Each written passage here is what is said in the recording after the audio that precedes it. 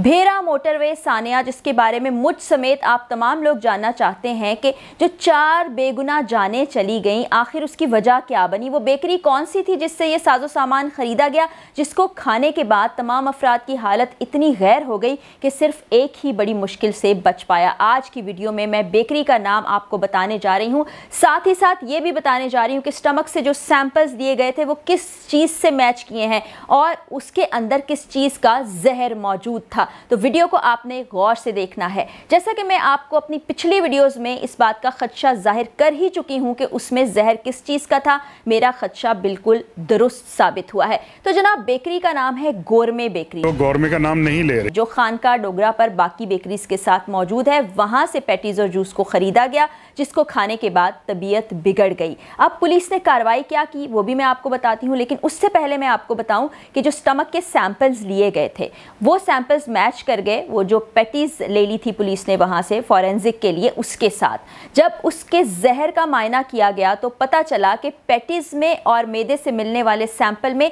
छिपकली का जहर मौजूद है। और आपको याद होगा कि मैं भेरा मोटरवे पर पिछली वीडियो में ये बता चुकी थी कि इस तरह के हशातुल अर्ज के अंदर बहुत जहर मौजूद होता है। कभी कभी तो मक्खियाँ, मच्छर भी इसका सबब बन सकते हैं, कॉकरोचेस भी ऐसी जगहों से होके आते हैं जहाँ पर जहरीली चीज़ें हो सकती हैं। तो छिपकली बहुत ही जहर आलूद होती है। आप इसको सर्च करके देखिए कि उसका जहर किसी की जान लेने का बायस भी बन सकता है। और इस ख़ानदान के 4 मासूम लोग इसी के बायस इस दुनिया से चले गए। उमर कासिम ने जो जो तफसीलात बताई वो मैं आपसे शेयर कर चुकी हूँ, लेकिन अब बहुत ही तहलका खेज़ इंकशाफात किए हैं उमर कासिम के वालिद कासिम साहब ने, उमर कासिम के भाई ने और उमर कासिम के वालिद ने। उन्होंने बबांगे दोहल बेकरी का नाम लिया। उन्होंने कहा जी गोरमे नाम है उसका और कोई इस पर बात नहीं कर रहा। लोग शायद इनके बासर होने से खौफजदा हैं क्योंकि इनका अपना भी एक चैनल है, तो इसलिए कोई इनका नाम नहीं ले रहा। और साथ ही साथ उन्होंने ये बताया कि वहाँ से कुछ पैटीज़ हमने ख़रीदी थी। ये उमर कासिम ने अपने घर वालों को डिटेल बताई थी और कुछ पैटीज़ वहाँ पर मौजूद थी। पुलिस ने उसको तहवील में लिया, वहाँ से और भी चीज़ों के सैंपल्स लिए और उसको फॉरेंसिक के लिए भेज दिया। उन्होंने कहा कि हमें ये बताया गया था कि उस बेकरी को सील कर दिया गया है, लेकिन जाकर हमने खुद देखा तो वो सील नहीं थी, वो खुली थी। उस तरह से लोग वहाँ पर आ रहे थे, ख़रीदो फरोख्त कर रहे थे। सैंपल्स मिले हैं, वो पुलिस की जानिब से ही उनको बताया गया है। और पोस्टमार्टम के बारे में भी उन्होंने बड़ी दर्दनाक हक़ाइक़ हमें बताए हैं। अब कासिम साहब का तो घर ही उजड़ गया है, वो दुख से बिल्कुल निढाल हैं। उनकी बीवी भी चली गई, बेटी भी चली गई, बहू भी चली गई, पोता भी चला गया। उमर कासिम की हालत भी ठीक नहीं है। उमर कासिम के बारे में बताया जा रहा है कि बिल्कुल बेहोशी की हालत में उनको लाया गया था। वो उल्टियाँ कर रहे थे, खून की उल्टियाँ जिसमें ब्लड क्लॉट्स आ रहे थे, और ये उल्टियाँ ही उनके बच जाने का सबब बन गई क्योंकि मैदे से जहर निकल गया था। काफ़ी हद तक उनकी तबीयत ख़राब थी। मैदे को वॉश किया गया, उसके बाद उन्होंने होश में आने के बाद तफसीलात बताई, लेकिन अभी तक भी उनकी तबीयत संभली नहीं है और उनको कुछ नहीं पता था कि उन्होंने अपने घर के 4 अफराद को खो दिया है। उनकी प्यारी माँ, उनकी प्यारी बहन, उनकी भाभी और नन्ना मासूम ओन। और वो नन्ना मासूम ओन जिसकी 3 महीने पहले सालगिरह हुई थी, उसके वालिद गम से निढाल हैं। वो कहते हैं मैंने मन्नतों मुरादों से इस बच्चे को लिया था, मैं इस बच्चे से बहुत प्यार करता था, इस बच्चे को छूते हुए भी बहुत एहतियात करता था और पोस्टमार्टम में मेरे बच्चे के साथ बहुत जुल्म किया गया। सिर्फ स्टमक के सैंपल लेना थे लेकिन पोस्टमार्टम में उनके पूरे जिस्म को काट दिया गया। मेरे लिए मंज़र देखना बहुत ही तकलीफ़ देह था। मैं कैसे आपको बताऊं कि मुझ पर क्या बीती। उन्होंने भी बार बार बेकरी का नाम लिया।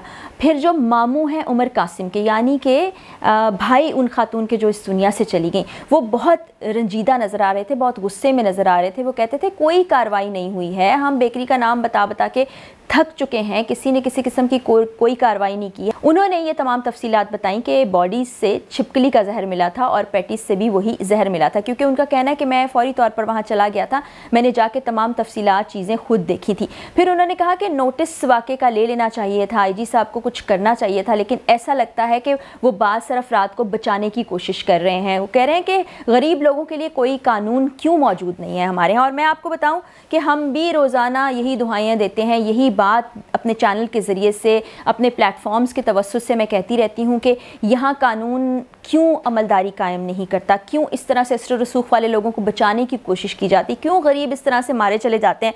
कोई बात नहीं है कि मेरी इस वीडियो के बाद मुझे कोई कानूनी नोटिस भेज दिया जाए, कोई बात नहीं है कि गिरफ्तारी का नोटिस भेज दिया जाए, कोई बात नहीं है कि आप चंद दिनों तक कोई वीडियो ही ना देख सके, क्योंकि बासर लोग हैं ना, मैं नाम ले रही हूँ बेकरी का खुलेआम और बार बार ले रही हूँ, तो कोई पता नहीं गोरमे वाले मेरे खिलाफ भी कोई कार्रवाई कर रहे हैं, लेकिन जो सच बात है, जो हक बात है, वो करने से हम रुकने वाले नहीं हैं, क्योंकि हमने तो अपने करियर में यही सीखा है कि जर्नलिस्ट वही है जो सच बात कहे और डंके की चोट पर कहे। तो जो भी कार्रवाई हो जाए, कुछ भी हो जाए, इससे पहले भी हमने इस तरह के कानूनी नोटिस का सामना किया है, धमकियों का सामना किया है, बहुत बार बुला के हमसे पूछगछ भी की गई, लेकिन उस वक्त भी खौफजदा नहीं हुए, कभी घबराए नहीं। और जब आप इन्वेस्टिगेटिव जर्नलिज्म कर रहे होते हैं, जब आप क्राइम की बीट कर रहे होते हैं, तो बहुत सी चीज़ों का आपको खुद ही अंदाज़ा हो जाता है, क्योंकि इतने साल से आप ये काम कर रहे होते हैं, तो आपको पता होता है कि इसके पीछे क्या हकायक होंगे। तो मैं बार बार अपनी वीडियोज़ में इन तमाम चीज़ों का तज़किरा करती रही हूँ, जिस पर बहुत से लोग सवालात भी उठाते थे, बाज़ तज़हीक आमेज़ कमेंट्स भी किया करते थे, ऐसा कैसे मुमकिन है, ऐसा कैसे हो सकता है। तो अब फॉरेंसिक की रिपोर्ट ने साबित कर दिया कि जो चीज़ें मेरे जहन में थी, जो तज्ज़िया मैं आप तक पहुँचा रही थी, वो बिल्कुल दुरुस्त और ठीक था। अब देखिए कि क्या कार्रवाई होती है, आगे क्या होता है। एक और ख़ातून की जान चली गई जिसकी 3 माह के बाद शादी थी। आप सोचें ना, वो घर जिसमें 4 लोगों की जानें चली गई, जिन्होंने 4 जनाजे एक साथ उठाए, एक बच्चा ज़िंदगी और मौत की कश्मकश में अभी भी मुब्तला है, उन पर क्या बीती होगी। वो क्यों ना दुहाइयाँ दें, वो क्यों ना इंसाफ की बात करें, वो क्यों ना हुकाम बाला से सवाल करें, वो क्यों ना पुलिस डिपार्टमेंट के ऊपर उंगलियां उठाएं, वो क्यों ना लोगों और इदारों से ये डिमांड करें कि वो उनकी आवाज़ में आवाज़ मिलाएं और उनको इंसाफ दिलाएं।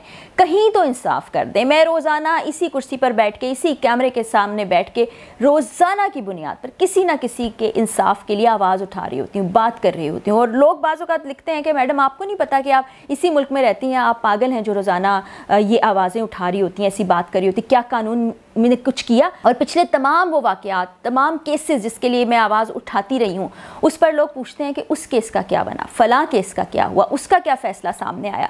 तो जब फ़ैसले सामने नहीं आते तो हम क्या जवाब दें? हम फिर मायूस हो जाएं, चुप होके बैठ जाएं? मायूस भी नहीं होंगे, चुप भी नहीं बैठेंगे, आवाज़ उठाएंगे, सवाल उठाएंगे, हक़ाइक़ को सामने लाएंगे, सच का बोलबाला होगा, हम सच बोलते रहेंगे, चाहे उसके लिए कोई भी कीमत हमें चुकानी क्यों ना पड़े। हुकूमत ने बागडोर संभालते हुए मुल्क की बहुत बड़े बड़े दावे और वादे किए थे।